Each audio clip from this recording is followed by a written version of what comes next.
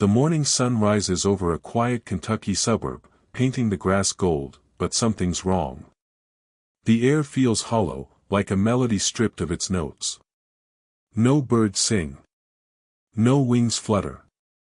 The silence is deafening, a void that claws at the soul. Imagine waking to a world where the dawn chorus is gone, where the sky feels abandoned. This isn't fiction, it's happening. In 2025, reports flood in from every corner of America. Birds are vanishing. Not just migrating, not just dying, but disappearing, as if the earth itself has rejected them. This is the story of a prophecy, a warning from a man long forgotten, and a crisis that forces us to question our place in the natural world. Edgar Cayce, the sleeping prophet, spoke of this moment nearly a century ago, and his words now haunt us. What does it mean when the birds stop singing? What happens when the sky itself falls silent? Let's dive into this mystery, not just to uncover what's happening, but to ask, are we listening to the warning before it's too late? Across the United States, from the concrete jungles of New York to the rolling plains of Montana, the absence of birds is palpable. In Lexington, Eleanor Hughes, a retired ornithologist, stands frozen on her porch, coffee growing cold in her hands.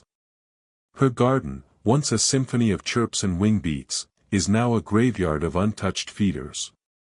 She's not alone. Social media buzzes with panic, posts from Georgia lament empty lakes, Seattle mourns missing pigeons, and Chicago reports silent skies. This isn't a local anomaly, it's a national unraveling. As an ornithologist, Eleanor spent decades tracking migrations, noting the return of robins each spring. But this year, her journals are blank. No robins. No sparrows. Nothing.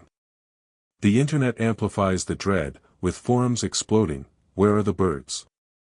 The question echoes like a ghost, unanswered. Wildlife agencies scramble, offering vague explanations, weather shifts, migratory disruptions, but their words feel hollow. Something deeper is at play, something that science alone can't grasp. This phenomenon isn't just about birds, it's about us, our connection to the earth, and what we've forgotten. The silence isn't natural, it's a scream. Enter Edgar Cayce, a name that feels like it belongs to dusty history books but now burns brightly in this crisis. Born in 1877, Cayce was no ordinary man. Known as the sleeping prophet, he entered trance-like states, delivering thousands of readings on everything from lost civilizations to future wars. Dismissed by skeptics as a mystic, his words carried weight for those who listened. In 1933, he spoke of a time when the winged ones vanish from the skies, signaling humanity's disconnection from nature. This wasn't poetry, it was prophecy.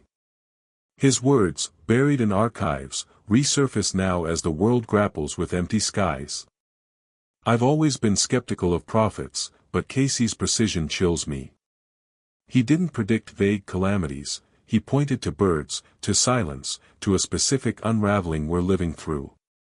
His readings suggest nature isn't just a backdrop, it's a partner, a guardian. When we disrupt its rhythm, we disrupt ourselves. The bird's absence isn't random, it's a mirror reflecting our own imbalance. Cayce's warning forces us to ask, are we the cause, or merely the witnesses? Scientists are scrambling, but their answers feel like grasping at straws. Biologists point to solar flares, physicists to magnetic interference, and some whisper about classified military projects. In Montana, a rancher's video captures a flock of starlings collapsing mid-flight, a black cloud dissolving into nothing. In Oregon, pelicans dive into the ocean and never resurface. In Florida, seagulls crash into trees like broken machines. These aren't isolated incidents, they're a pattern. The data is staggering. Satellite imagery shows migration routes collapsing, not shifting. A leaked government file, labeled Ornithological Anomaly Sequence, maps mass bird deaths in strange, almost symbolic patterns, spirals, grids. It's eerie, like the earth is drawing a warning in the sky.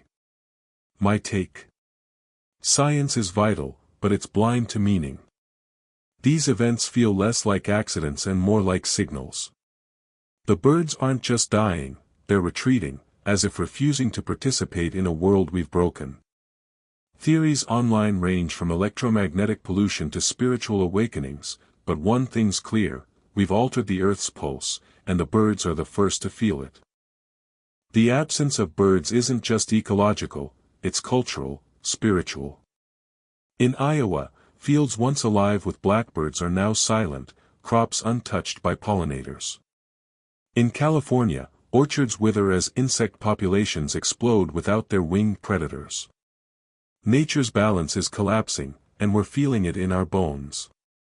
Churches fill, not with sermons, but with people mourning something they can't name. In Vermont, children raid libraries for bird poetry, as if words can summon what's lost. In Seattle, orchestras weave silence into their music, pausing where flutes once sang. This isn't just about birds, it's about us. We've built a world of noise, of conquest, yet now we crave silence, not as escape, but as connection. I believe this crisis is waking us up. We're not just losing birds, we're losing a piece of our humanity. The sky was once a canvas of life, a reminder of our place in the cosmos. Now it's empty, and we're forced to confront what we've ignored: our responsibility to the earth. Whispers of government involvement grow louder. A leaked document mentions Project Siren, a classified program allegedly experimenting with electromagnetic fields to control climate. Some say it's disrupted bird migrations, others claim it's intentional, a test of control over nature itself. Then there's HAARP, the Alaskan research facility tied to conspiracy theories for decades. Declassified records show it was active during periods of mass bird deaths. Coincidence? Maybe. But the patterns are hard to dismiss. Cayce's reading spoke of man's hunger to harness the heavens, a warning that feels too precise for 1933.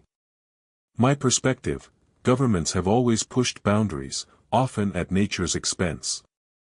If Project Siren or HAARP is involved, it's not about malice, it's about hubris. We've treated the earth like a machine, tweaking its frequencies without understanding the consequences. The birds, sensitive to these shifts, are paying the price. Whether it's science gone wrong or something darker, the silence demands accountability. We can't keep tampering with the planet's rhythm and expect no fallout.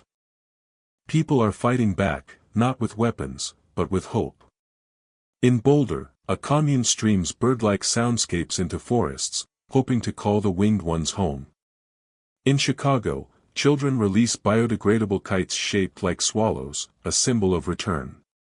In Washington, the Avon Reconnection Act passes, protecting airwaves from interference. These aren't just gestures, they're revolutions. I see this as humanity's attempt to apologize, to rebuild a bond we've broken. Cayce's prophecy wasn't about doom, it was about awakening. The bird's retreat is a challenge: prove you can live in harmony.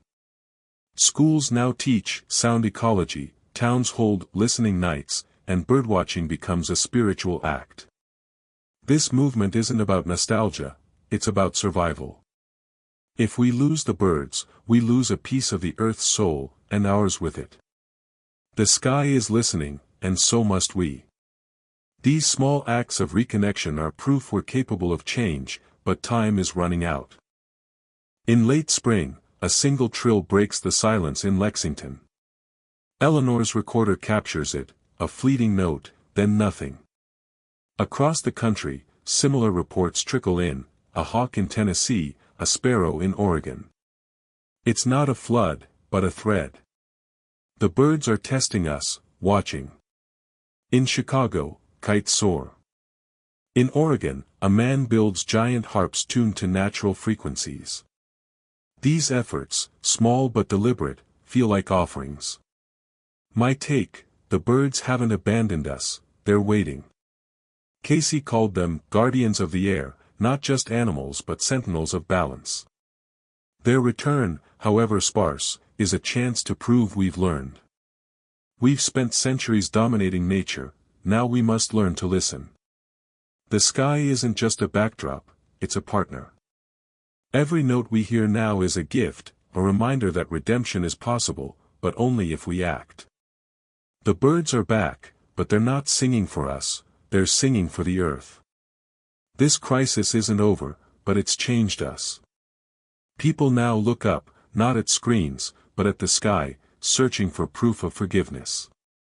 Birdwatching isn't a hobby anymore, it's a pilgrimage. Airspaces are protected like sacred ground, and silence is no longer feared but revered.